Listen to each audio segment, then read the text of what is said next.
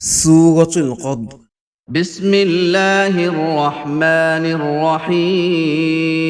الرحيم Ní orúkọ Allah, ọba àjọkẹ́ ayé, àṣàkẹ́ ọ̀run.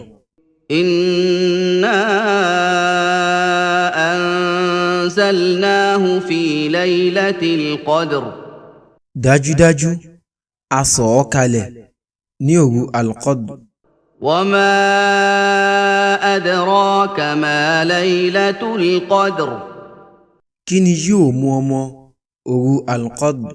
ليلة القدر خير من 1000 شهر Òru Al-Qadr lóore ju ẹgbẹ̀rún oṣù lọ. تنزل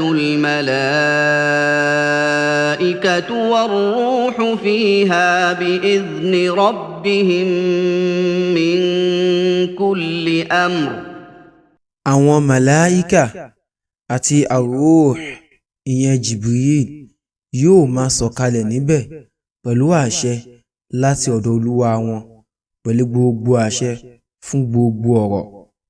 سلام هي حتى مطلع الفجر Àlàáfíà ní òru náà títí di àsìkò àfẹ̀mọ́júmọ́.